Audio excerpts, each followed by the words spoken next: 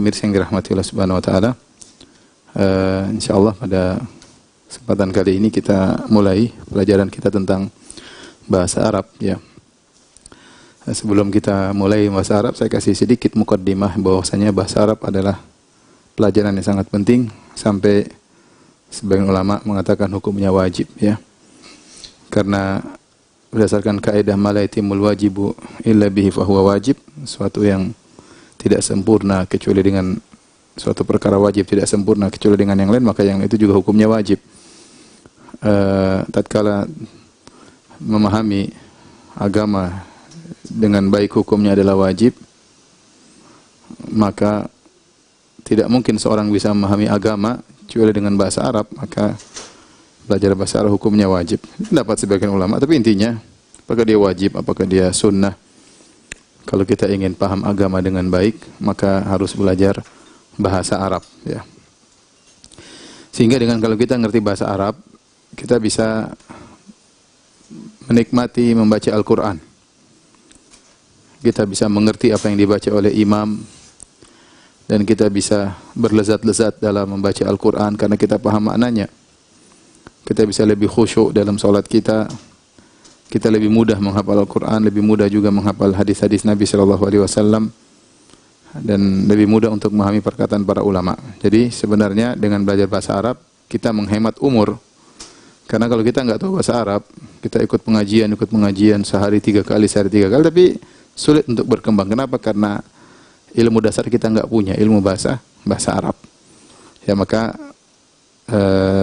saya memberi motivasi kepada para pemirsa sekalian agar semangat untuk belajar bahasa Arab ya. Tentu belajar bahasa Arab mungkin membosankan ya, karena tidak bicara hukum ini, hukum anu. Tapi sebenarnya bahasa Arab itu apa ya? Kalau belajar nahwu itu belajar nikmat kita belajar nahwu karena kita memerlukan kecerdasan untuk bisa memahami ilmu nahwu ya. Dan kalau seorang semangat dengan kecerdasan yang wajar ya, maka insya Allah dengan izin Allah dalam waktu saya tidak muluk-muluk, tapi saya bilang kalau dia ngikutin 2 bulan, tiap hari 2 bulan, insya Allah dia bisa baca kitab Gundul sebagai pemula ya. Saya tahu dulu teman-teman saya waktu di UGM, ada di antara mereka yang waktu 2 minggu mereka ikut daurah, 2 minggu mereka bisa mulai baca kitab Gundul, cuma 2 minggu. Di mana sehari cukup belajar 1,5 jam. Dalam 2 minggu, ya mungkin IQ mereka standar ya, mereka bisa baca kitab Gundul. Tapi karena yang pemirsa yang hadir bersama kita di sini, ya tentu bertingkat-tingkat pemahamannya ya. Ada yang IQ-nya tinggi, ada yang biasa-biasa, mungkin ada yang agak kurang misalnya ya, ada yang masih muda. Waktu masih muda IQ-nya tinggi, sekarang sudah nenek-nenek IQ-nya turun. jadi saya berusaha untuk tidak cepat-cepat. Jadi yang kebetulan IQ-nya tinggi tolong sabar ya. Karena kita buka kajian online ini untuk semuanya ya. Saya ingin cerita sedikit. Jadi dulu waktu saya masih di Papua, saya SMA, kemudian sempat saya datang ke salah seorang guru yang saya kagumi waktu itu. Ada seorang guru dari Muhammadiyah. Saya datang, kemudian saya bertanya kepada beliau, hafizahullah, Pak Ustadz, ini belajar bahasa Arab berapa butuh waktu lama kita bisa baca kitab Gundul? Kebetulan saya ngaji sama dia, ngaji kitabnya Syekh Shalih Al Fauzan waktu itu, kitab Tauhid. Guru Muhammadiyah itu berkata, untuk bisa baca kitab Gundul gini butuh waktu 7 tahun ya. Saya waktu itu agak kaget juga, wah susah banget, 7 tahun baru bisa baca kitab Gundul ya. Ini pengalaman pribadi saya. Mungkin dia punya metode yang mungkin maksud dia kalau pertemuan seminggu sekali, mungkin kalau maksud dia pertemuan sebulan sekali. Cuma saya tidak perinci, waktu itu saya tidak tanya. Cuma hal itu memukul saya, gimana kok 7 tahun? Ya kayaknya saya putus asa. Kemudian waktu saya diterima di UGM, kemudian saya belajar, tahu-tahu ada daurah bahasa Arab. 2 minggu belajar kitab Gundul, 2 minggu. Kebetulan yang ngajar Ustadz Afifi, hafizahullah ta'ala, yang masih ada di Jogja. Saya coba ikut ya. Itu awal saya mulai belajar bahasa Arab. Ustaz Afifi daurah 2 minggu bisa baca kitab gundul. Seingat saya tidak selesai waktu itu ya. Tapi waktu itu kemudian sambil kuliah, ada waktu liburan saya pergi ke Pondok Gersik di Sedayu, Al-Furqan. Saya ikut pengajian situ sekitar 10 hari. Guru saya waktu itu adalah Ustaz Hubaib dan Ustaz Abdullah Rai, Dr. Abdullah Rai. Satu ajar nahu, satu ngajar sorof. Ya, dalam 10 hari kita selesaikan kitab Mukhtasar yang dicetak di Ma'had Al-Furqan. Mulai saya punya dasar ya. Kemudian akhirnya saya belajar lagi sama Ustadz Marwan, hafizahullah ta'ala. Ya, akhirnya saya punya percaya diri untuk bisa memahami bahasa Arab. Jadi intinya, sebenarnya kalau seorang serius dalam waktu 2 minggu, ya, dia bisa sebenarnya. Kalau pagi dia belajar, sore belajar, malam murojaah. Ya, tapi karena kita karena kita berbeda-beda tingkatan, maka saya tidak muluk-muluk, saya bilang 2 bulan. Mudah-mudahan dalam 2 bulan, kalau kita serius tiap hari 1 jam saja, akan ada perubahan yang kita rasakan. Kita sudah mulai ngerti tata bahasa, ya, dari bahasa Arab, gramarnya kayak apa, ya, gramarnya kayak apa, ya, yang disebut dengan nahwu. Ya, dengan itu nanti kita mulai tahu bagaimana cara membuka kamus bahasa Arab, ya. Ya, kemudian kita mulai bisa baca kitab gundul, ya. Kita mulai hafal-hafal hadis, mulai semangat baca Al-Qur'an. Semua kuncinya adalah dalam bahasa Arab. Oleh karena saya harapkan kepada para pemirsa untuk semangat, ya. Biasa semangat hari pertama, hari kedua, hari ketiga, hari ketujuh, hari ke-8 mulai berguguran, ya. Gugur, ya, dan akhirnya habis. Tapi saya entah berapa lama, ya, tapi saya berusaha untuk menyelesaikan kitab bahasa Arab yang sangat sederhana, yang sangat pemula. Banyak yang bertanya, Ustadz pakai buku apa? Ya, sebenarnya buku banyak. Buku yang paling bagus menurut saya untuk pemula 2, yaitu buku Muyassar karya Ustadz Aceng Zakaria, hafizahullah ta'ala. Yang kedua kitab Mukhtasar, kalau tidak salah karya Ustadz Aunur Rafiq Gufran, hafizahullah ta'ala, Mukhtasar dari kitab Mulakhas. Ya, kalau Muyassar ada bahasa Arabnya, ada versi Indonesianya, Mukhtasar versi Indonesia. Ya, bagaimana cara mendapatkannya silahkan, ya. Kalau tidak salah dijual di online, ya. Silahkan dicari. Al-Muyassar karya Ustadz Aceng Zakaria. Kalau kita punya kitab aslinya, ya. Taib, kita mulai, ya. Bismillah. Kepada para pemirsa sekalian, harap perhatian.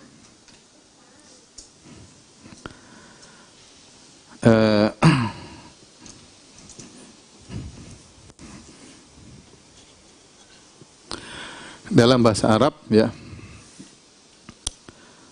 ada namanya huruf al-harfu, kemudian ada namanya al-kalimah. Al-kalimah kalau bahasa kita kata, namanya al-jumlah, jumlah al-mufidah atau al-jumlah. Al-harfu, harfu, al-harfu,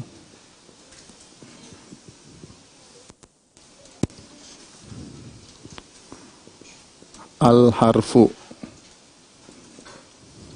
al-kalimah, kalimat, ya. Kemudian al-jumlah, al-jumlah. Ini karena pada pemula saya mau kasih harokat, ya. Al-harfu, al-kalimatu. Karena saya dipesan sama ibu-ibu, kita sudah nenek-nenek, Ustadz jangan cepat-cepat, ya. Al-jumlatu al-mufidatu. Al-jumlah. Jumlah kalau bahasa kita itulah kalimat. Itulah kalimat. Mana penghapus? Mana penghapus? Yang penghapus biasa?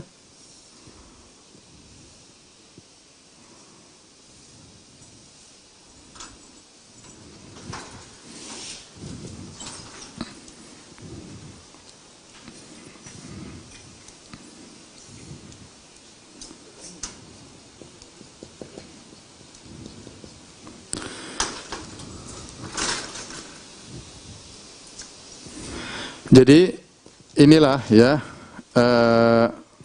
penyusun suatu, kalau kita bahasa kita apa ya? Penyusun kata-kata atau narasi ya. Ya isinya dari ini, dari huruf, kalimat dan jumlah. Kita tahu bahwasanya dalam bahasa Indonesia huruf-huruf menyusun kata, kata-kata menyusun kalimat ya. Jadi ingat di sini agak ini karena al-kalimah dalam bahasa Arab artinya kata ya. Al-jumlah dalam bahasa Arab artinya kalimat ya.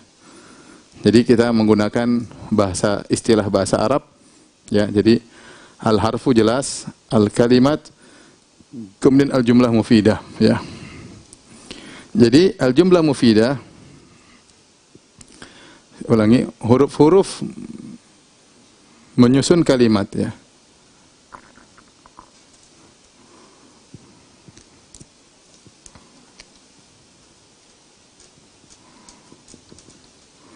Menyusun kalimat. Kalimat ingat ya, artinya kata ya. Kalimat artinya kata. Kemudian kata kalimat-kalimat menyusun jumlah. Menyusun al-jumlah.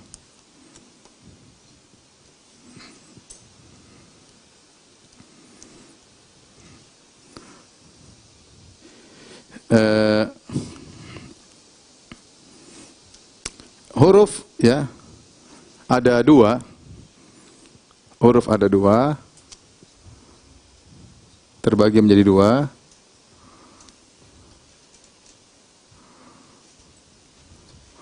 Huruf hijaiyah, yaitu alif bata, alif ba ta sampai ya. Saya rasa sudah hafal semuanya. Kemudian disebut huruful ma'ani. Huruf al-ma'ani. Maksudnya apa al-ma'ani? Maksudnya huruf yang bermakna. Huruf yang bermakna. Huruf yang bermakna. Contoh huruf yang bermakna banyak ya contohnya. Contoh wa, kemudian summa, wa, summa, kemudian fa misalnya, kemudian ka ya, kaf ya, ka ya. Ini contoh ya. Wa artinya dan,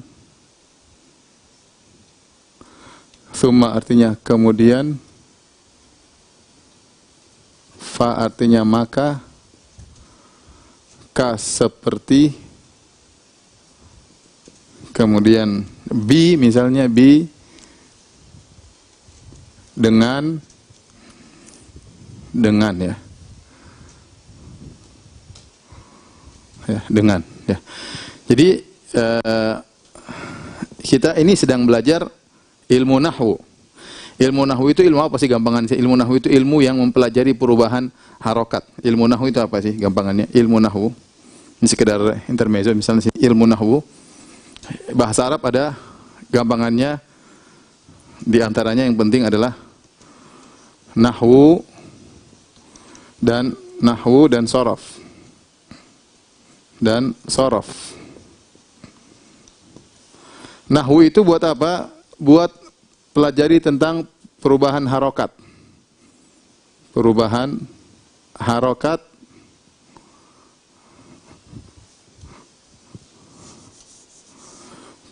harokat di akhir kalimat. Ingat, kalimat artinya kata ya. Ingat ya, kalau saya bilang kalimat artinya kata. Contoh, Muhammad bisa Muhammadun, bisa Muhammadan, bisa Muhammadin. Jadi kapan dun, kapan dan, kapan din, ini dipelajari dalam ilmu nahwu. Kok bisa dun, bisa dan, bisa din? Itu dipelajari dalam ilmu nahwu. Adapun ilmu sharaf, sharaf itu perubahan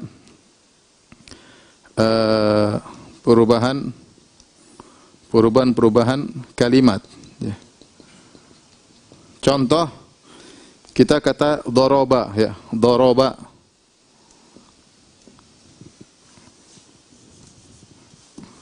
Doroba ini fi'il madhi, ya. Ini bisa berubah macam-macam. Doroba bisa jadi sumber hurufnya sama, dot, ro, dan ba. Perhatikan di sini ada 3 huruf.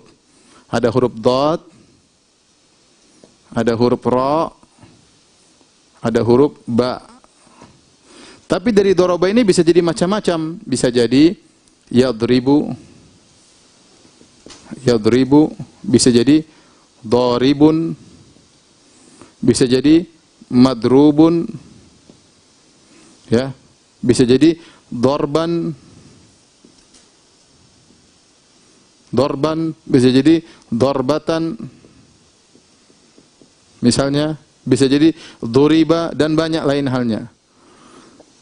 Lihat, ini berasal dari 3 huruf, dot, ro, dan ba. Tetapi 3 huruf ini bisa berubah macam-macam. Yadribu, bisa doribun, bisa madrubun, bisa dorban, bisa dorbatan, bisa duriba, dan banyak lain halnya. Mudharibun banyak sekali. Bisa jadi puluhan, ratusan, banyak sekali dari doraba aja ini. Nah, ilmu yang mempelajari kapan berubah jadi begini, kapan berubah jadi begini, kalau berubah jadi begini, namanya ilmu sharaf. Jadi kalau ilmu nahwu dia fokus kepada perubahan harokat di akhir kalimat. Tapi kalau sharaf dia fokus pada perubahan-perubahan ini. Ini gambaran sederhana tentang apa? Bahasa Arab, tentang bahasa Arab. Ya. Nah, saya katakan tadi seperti bahasa Indonesia, maksudnya ada huruf, ada kata, ada kalimat. Kalau bahasa Indonesia kan ada huruf, ada kata, ada kalimat. Tapi kita rubah bahasa, ada al-harfu, ada al-kalimat. Ingat ya, kalimat ini maknanya kata ya. Ada harfu, ada al-kalimat, ada al-jumlah. Jumlah artinya kalimat kalau bahasa Indonesia. Jumlah artinya kalimat. Nah, sekarang al-kalimat juga terbagi. Al-kalimat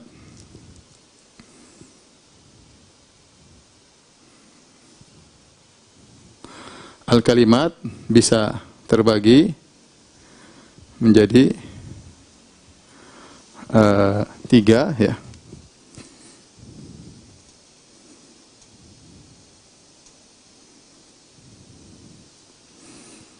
Yaitu harfun,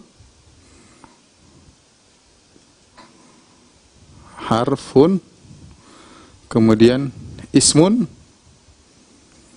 kemudian fi'lun. Apa itu huruf? Huruf tadi. Huruf artinya huruf. Ismun artinya kata benda. Kata benda.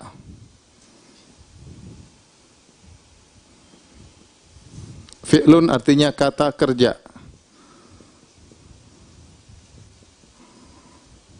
Kata kerja.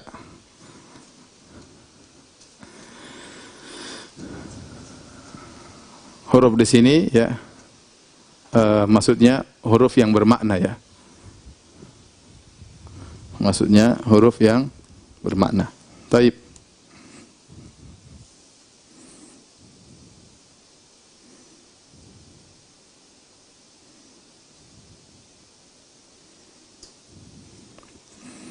Ini maksudnya huruf sini adalah yang ini tadi. Adalah yang ini. Huruf yang bermakna. Yang ini contohnya. Inilah kalimat ya. Kalimat terbagi atas huruf yang bermakna ya. Bukan huruf hijai, tapi huruf bermakna, kemudian isim, kemudian fi'il. Jadi yang huruf hijai ini tidak kita bahas ya. Tidak usah kita bahas huruf hijai ini. Ya, antum juga sudah hafal semuanya, nggak perlu kita bahas. Yang kita bahas sekarang ini huruf. Huruf ma'ani ada wa, ada summa, ada fa, ada ka, ada bi, artinya dengan, ya. Ada hatta, artinya hingga. Ini semua huruf. Ya, huruf. Apa? Hingga.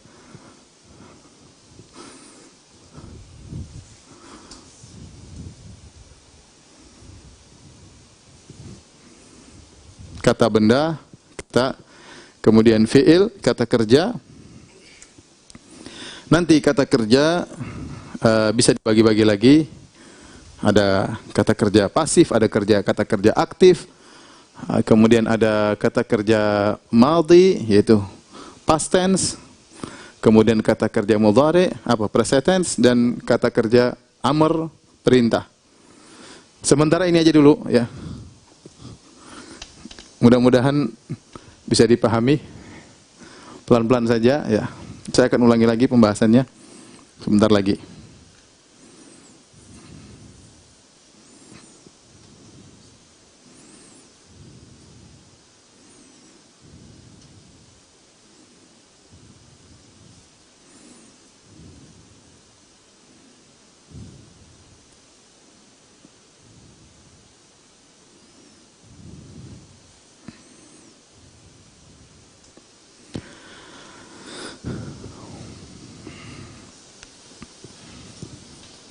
Sederhana aja, boleh ditambah, khawatir nanti kebanyakan panah malah bingung, tapi bolehlah saya bagi kata kerja biar sederhana.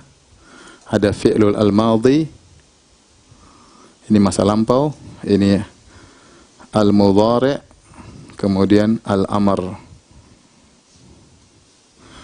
Al-madhi, al-madhi, al-mudhari'u, al-amr.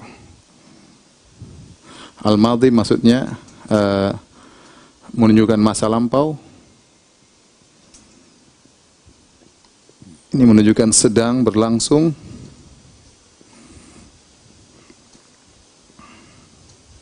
Diperintah. Contoh kita pakai doroba lagi. Contoh doroba. Ini fi'il madhi, artinya telah memukul. Kemudian al-mudhari, misalnya yadribu. Yadribu artinya sedang memukul. Kemudian al-amr, idrib, artinya pukullah, perintah. Pukullah. Nah, ini contoh.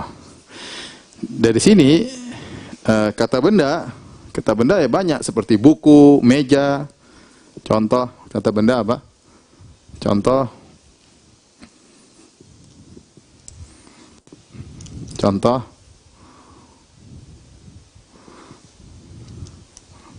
kitabun, ya. Banyak, ya. Kitabun. Terus misalnya qalamun.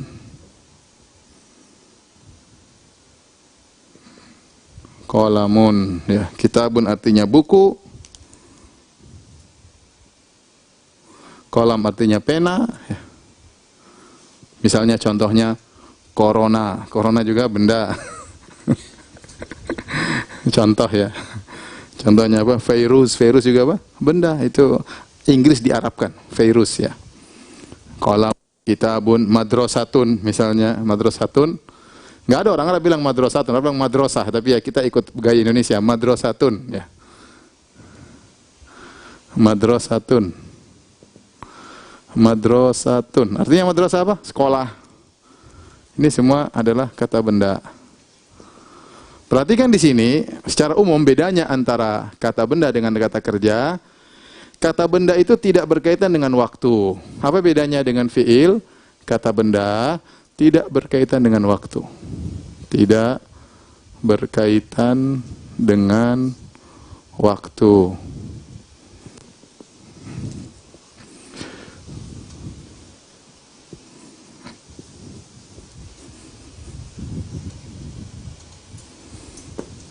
dengan waktu. Tidak ada namanya kitabun past tense, kitabun present tense, ya, nggak ada. Kitabun ya, masa lalu, masa sekarang, tapi kitab-kitab aja, buku-buku aja. Tapi kalau mukul bisa, mukul di masa lalu, sedang memukul, akan memukul, pukulah, ini berkaitan dengan waktu. Jadi yang paling penting dari ism itu kata benda. Udahlah, saya nggak mau kasih definisi. Definisi itu apa? Ismun ma yadullu alal makna walam yaqtarid bizamanin. Saya nggak pingin susah-susah. Saya pingin jelaskan kata benda, ya antum paham. Isim itu kata benda, tidak berkaitan dengan waktu. Fi'il kata kerja berkaitan dengan waktu. Ada fi'il masa lampau, ada masa sekarang, dan ada perintah. Ini insya Allah begini dulu, ya. Apakah sudah hang para pemirsa? Gimana mau tahu ini pemirsa paham atau tidak? Ada sarana untuk komunikasi? Hah? Buka apa? Bekal Islam, ya?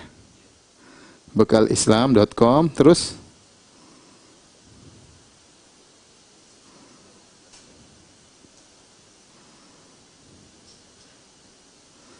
Coba Win bikin, Win.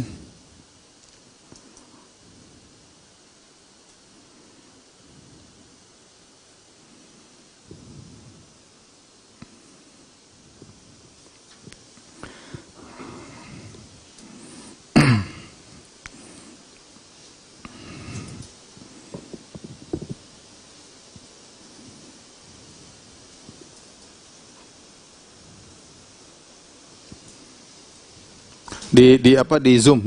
Teman-teman pada nggak lihat itu. Di Zoom tulisannya.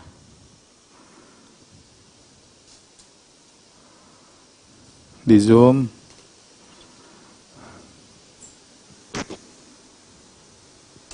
Di Zoom biar pas semuanya.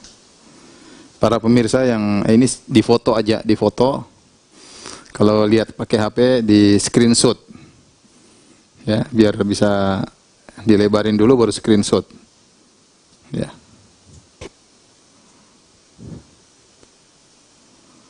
Mudah-mudahan nanti setiap habis ini kita akan buat ringkasannya. Nanti bisa di-download di Instagram, ya, Instagram Firanda Official, insyaallah. Mudah-mudahan besok pagi sudah bisa di-download PDF-nya, hasil dari tulisan kita kajian pada hari ini untuk murojaah. Jadi ingat, kalau tidak di murojaah, mending nggak usah ikut. Ini bahasa Arab, kalau satu rantai nggak ikut, buyar semuanya. Jadi harus ikut terus. Yang tidak bisa hadir, harus segera nonton video yang dia tidak hadir. Karena mudah-mudahan akan di-download, ya, supaya bisa ikut dengan baik.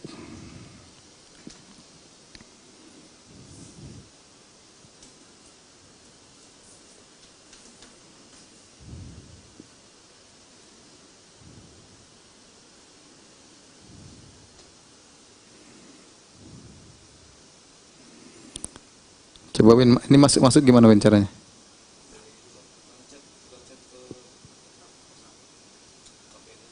Ini kan kirim pertanyaan. Kalau bacanya gimana? Admin. Itu bikinnya. Kasih Om Indo. Yang mau chatting, ya, silakan buka di aplikasi bekalislam.com. Bekal Islam tanpa spasi, bekalislam.com. Nanti di bawah ada chattingan, silakan diisi chattingannya. Biar kita bisa pelan-pelan, ya, bisa memahami dengan baik. Saya tidak ingin cepat-cepat karena yang ikut di antara kita ada nenek-nenek, ya. Nenek-nenek juga banyak yang pintar, tapi ada juga yang lambat, ya. Juga ada anak-anak yang ikut.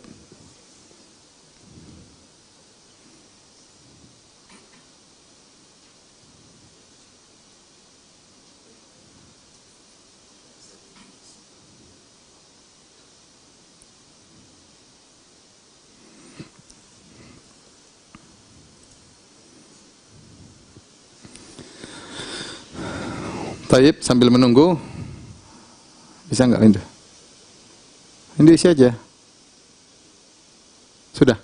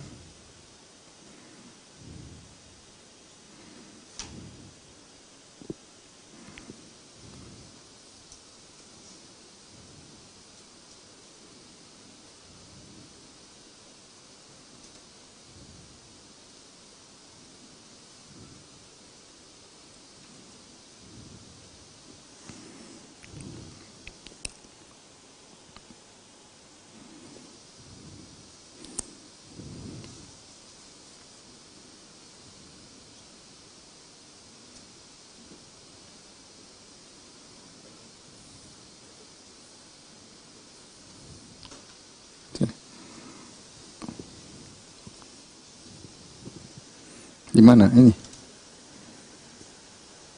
Terus mana? Gimana bacanya?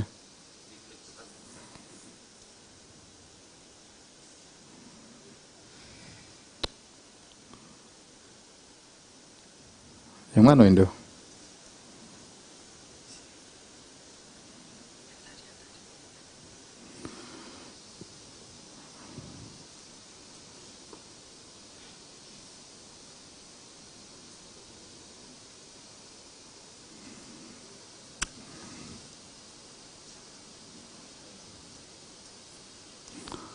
Antum bikin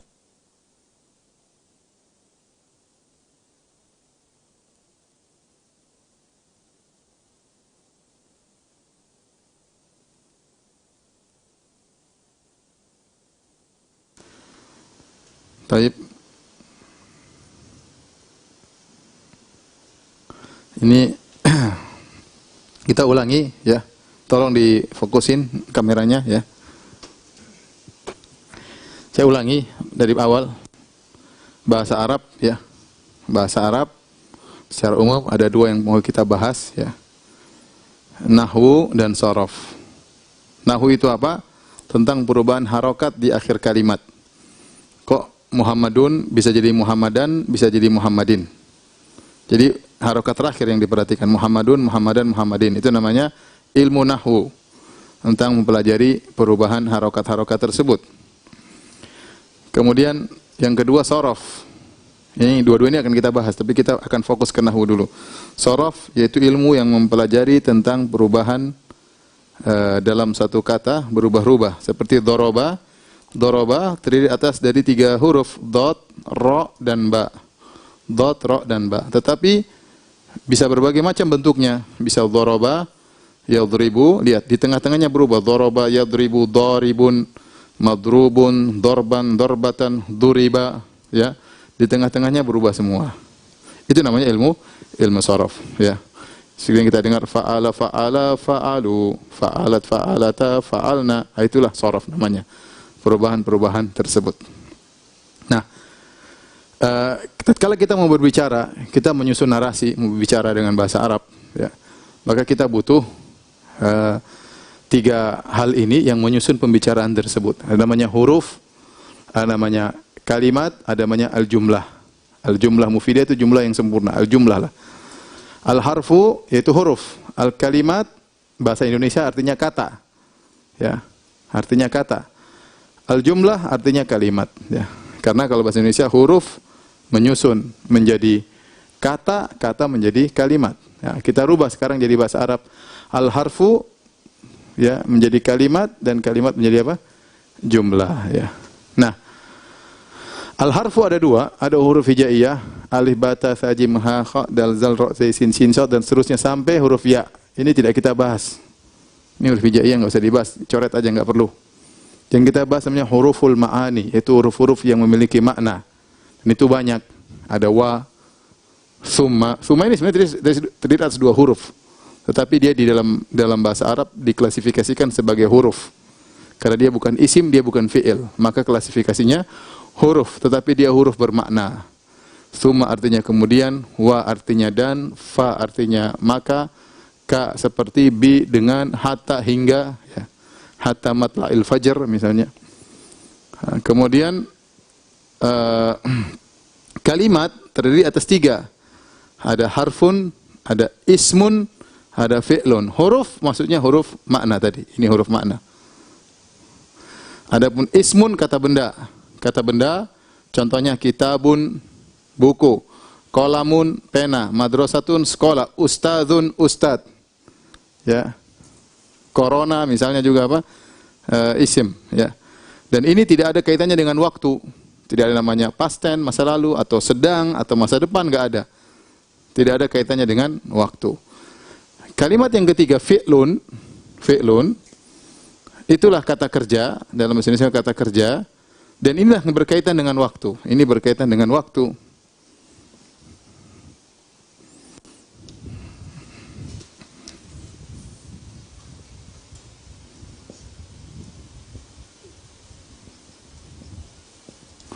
Berkaitan dengan waktu ya. Bisa al-madhi, Al-fi'lul madhi masa lampau, al-fi'lul mudhari' sedang berlangsung, fi'lul amr perintah. Masa lampau seperti daraba. Di sini ada kata telah. Telah memukul. Al-mudhari' sedang, artinya sedang memukul. Atau akan memukul juga boleh. Sedang memukul atau akan memukul. Kemudian idrib, pukullah. Ini juga berkaitan dengan masa depan. Pukullah, belum terjadi. Akan memukul. Jadi ini namanya kata kerja.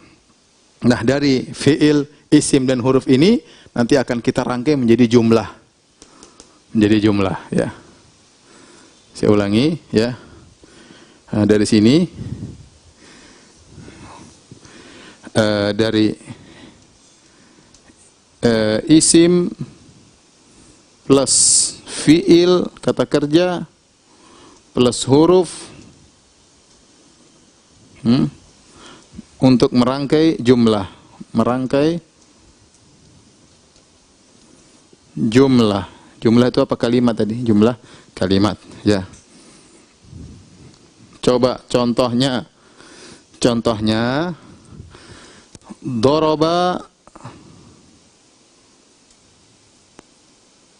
daraba Muhammadun, atau enggak salah. Misalnya zahaba Muhammadun ila as-suq. Ila as-suq, ya. Ini contoh jumlah. Ini contoh jumlah. Zahaba ini fi'il madhi. Zahaba Muhammadun ila as-suq. Suqi, ya. Zahaba artinya telah pergi. Telah pergi Muhammad.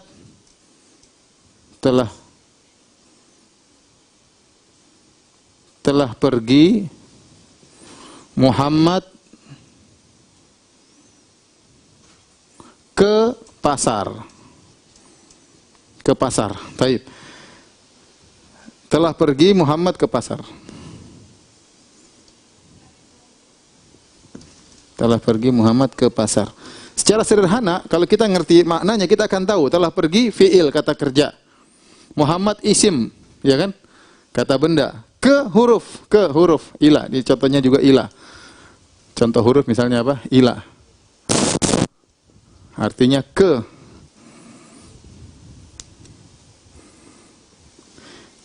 Asuk, pasar, kata benda. Jadilah suatu jumlah. Zahaba Muhammadun ila suq. Telah pergi Muhammad ke pasar. Ya. Ini kata kerja. Kata kerja. Ini isim, kata benda. Ini huruf. Ini kata benda.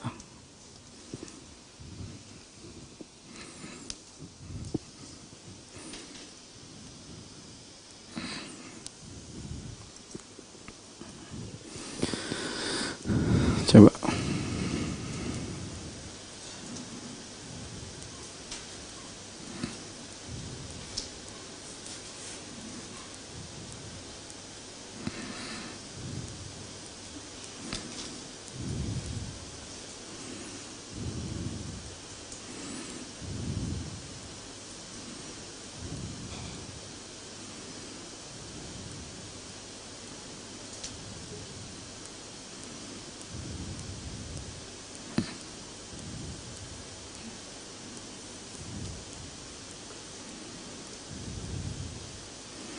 Di mana Cin? Bukannya Cin.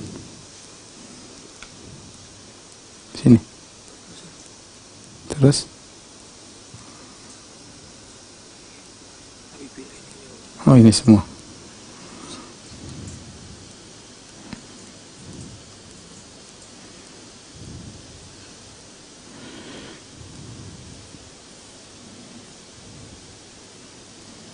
Jawabnya gimana?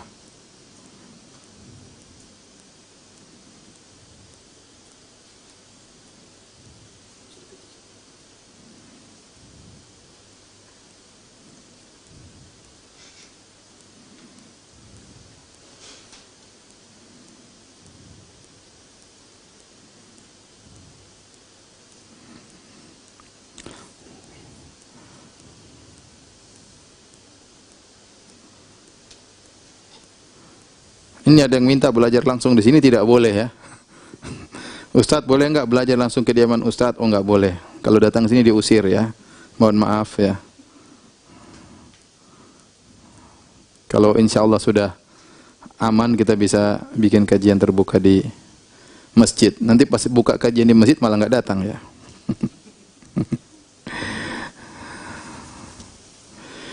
Ini mulai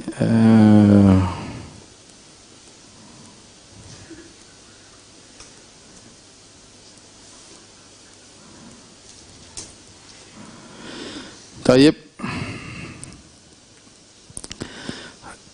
Saya ulangi dulu ya. Saya nggak mau banyak-banyak ya.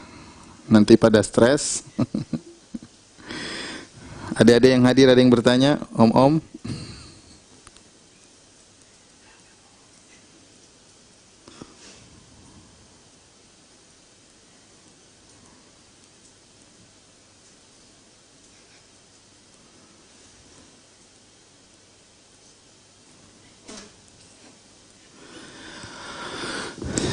Taib, ulangi lagi ya, ulangi lagi. Nah, apa? 3 kali ulangi ya.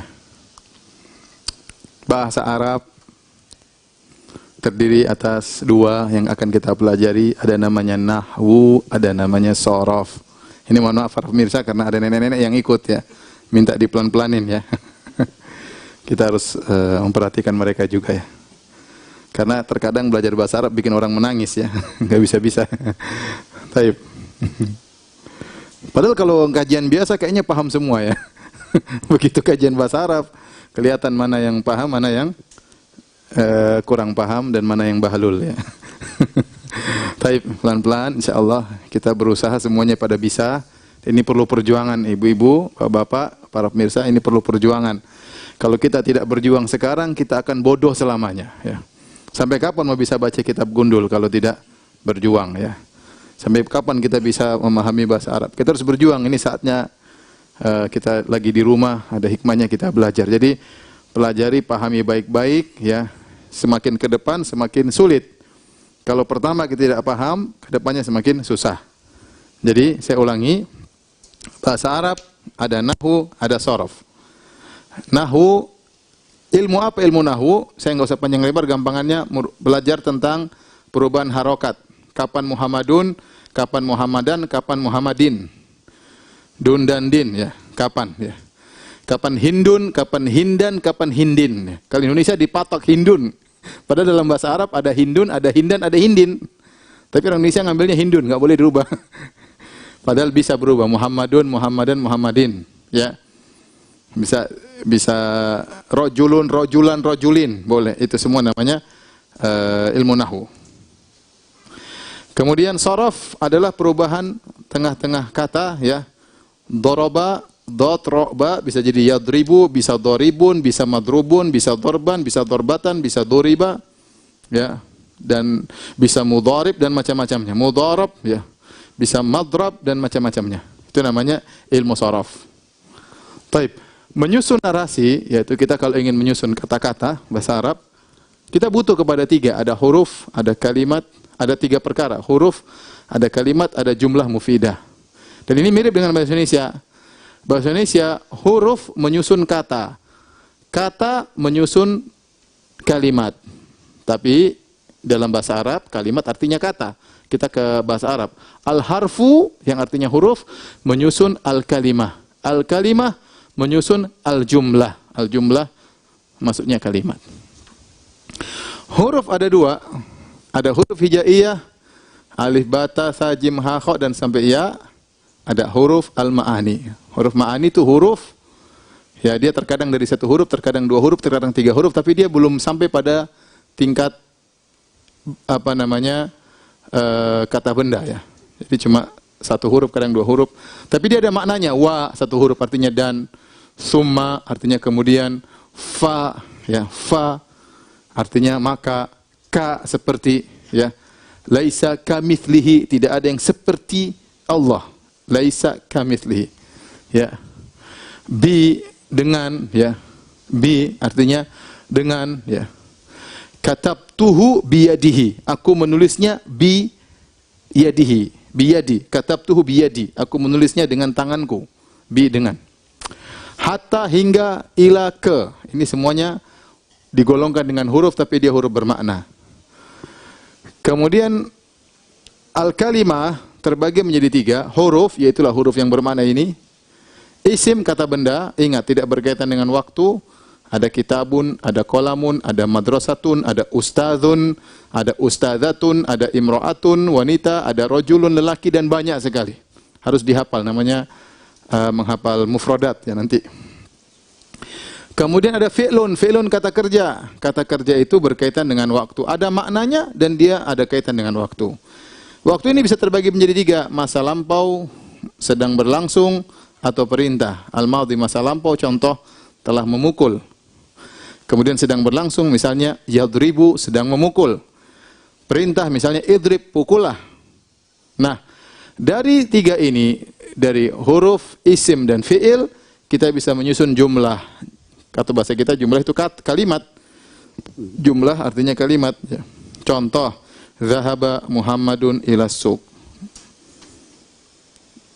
Telah pergi, kata kerja, lampau, Muhammad, isim kata benda, ke, ila, suq, pasar kata benda. Jadilah suatu narasi yang sempurna. Zahaba Muhammadun ila suq. Muhammad telah pergi menuju ke pasar.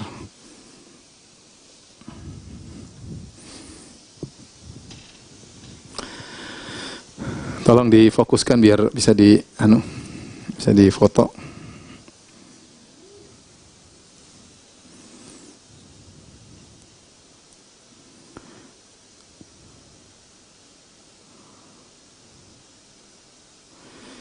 Saya ulangi lagi, saya yang anjurkan buku yang dianjurkan, ya.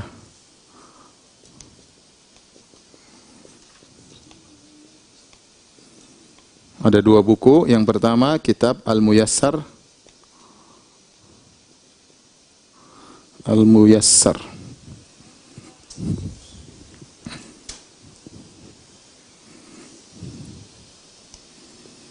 Karya Ustadz Aceng, ya, Ustadz Aceng Zakaria, hafizahullah taala.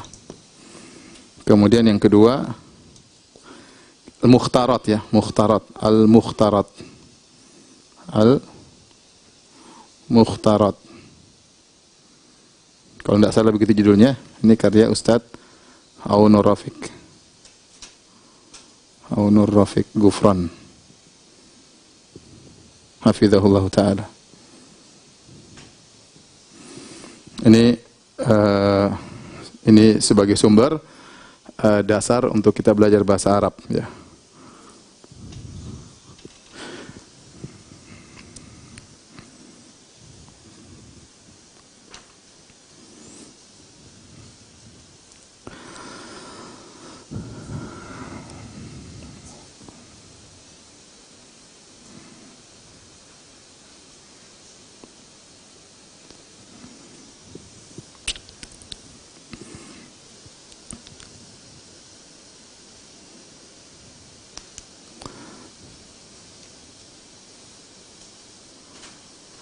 Taib, untuk hari ini saya rasa sampai di sini saja, tetapi saya mau kasih hafalan, ya, hafalan tentang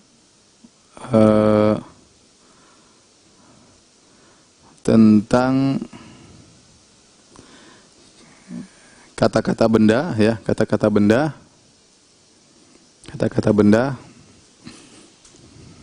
Ini PR, ya, tolong dihafal sampai besok harus sudah hafal mati, ya. PR.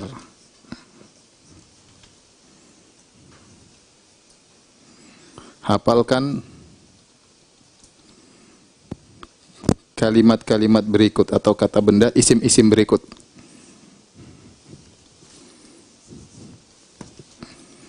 Hafalkan isim-isim berikut ini.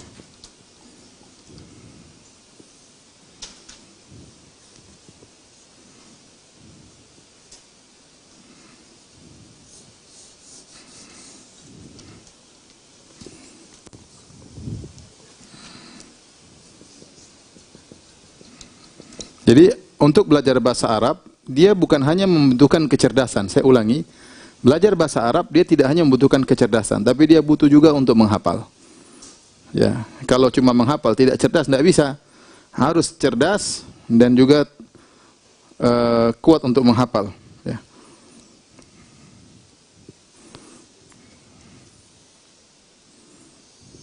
Ya. Adapun PR-nya berikut ini dihafalkan. Yang pertama, ustadzun atau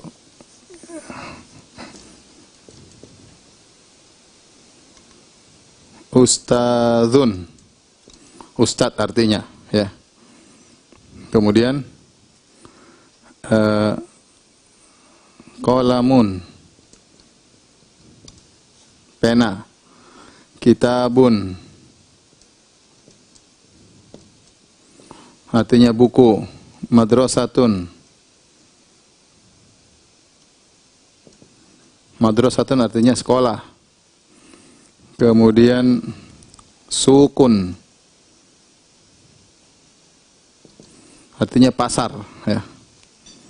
Ini ustadz, pena, kitab, sekolah, pasar. Rojulun, rojulun. Imro'atun, imro'atun, ya, imro'atun. Rojulun lelaki, imro'atun wanita. Waladun, anak lelaki.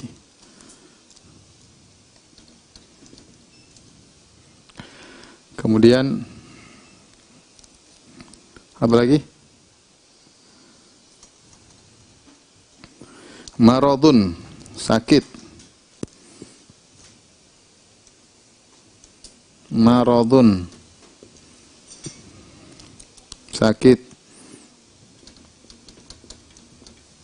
Kemudian samakun,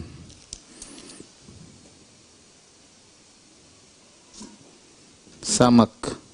Samakun artinya ikan.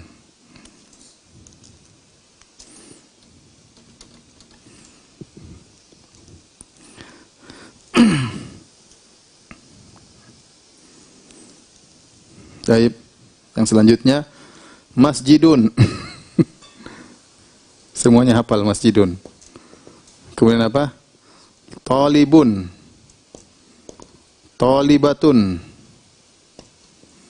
Talibun masjid artinya masjid. Talib yaitu pelajar lelaki. Pelajar lelaki.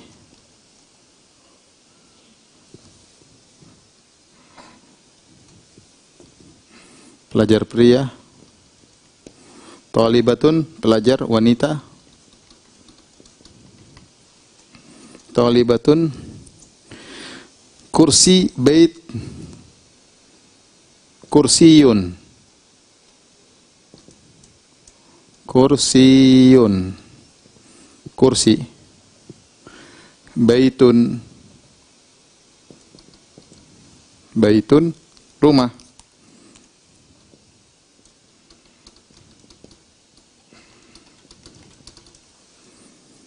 Kemudian bintun, anak perempuan. Bintun, anak perempuan. Kalau walad tadi anak laki-laki, anak laki-laki, anak laki-laki. Ini anak perempuan.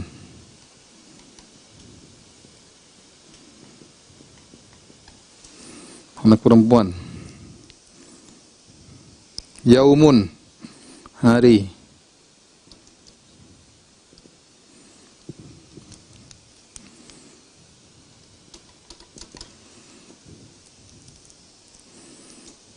Kemudian syamsun qamarun.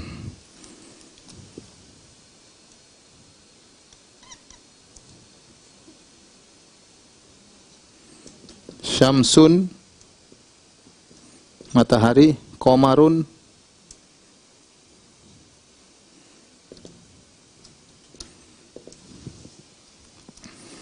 matahari.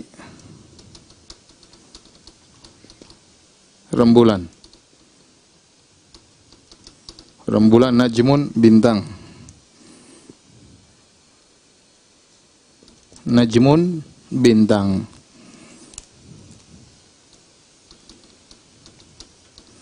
Baik, sampai sini aja dulu ya. Tolong dihafalkan.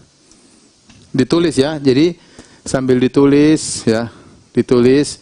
Kalau kita menulis, maka ilmu kita semakin lengket ya. Kita mendengar, kita menulis, karena tatkala kita melukis juga menulis tidak terasa kita juga ikut menghafal. Kita menulis seakan-akan kita juga menghafal dan semakin kokoh dalam hafalan kita ya. Inilah pelajaran kita hari ini insyaallah ya.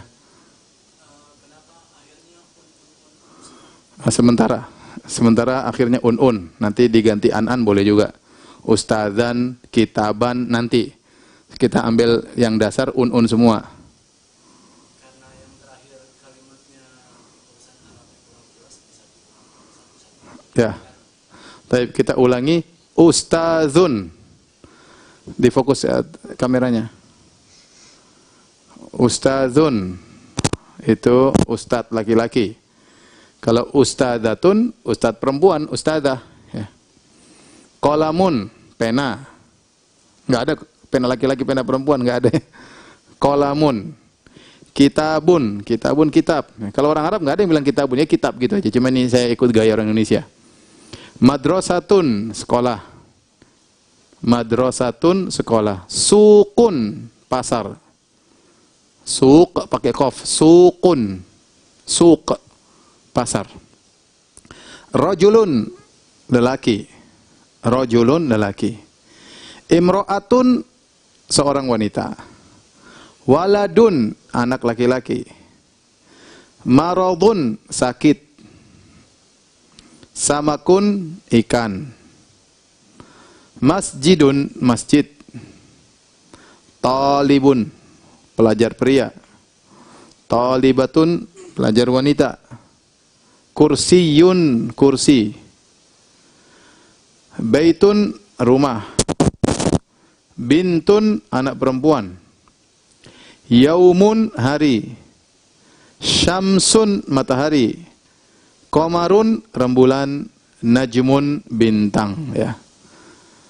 Demikian ya kajian kita pada kesempatan sore hari ini. InsyaAllah kita lanjutkan besok di waktu yang sama. Harap dihafalkan dengan hafal mati ya. Jangan dilupakan. Karena kalau tidak menguasai pelajaran sebelumnya, sulit untuk mengikuti selanjutnya.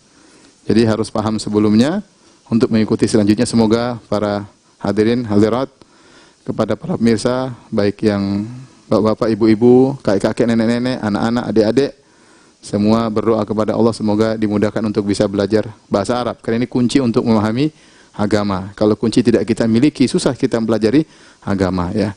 Demikian saja. Semoga bermanfaat. Subhanakallah bihamdik. Asyhadu an la ilaha illa anta astaghfiruka wa atubu ilaik. Assalamualaikum warahmatullahi wabarakatuh.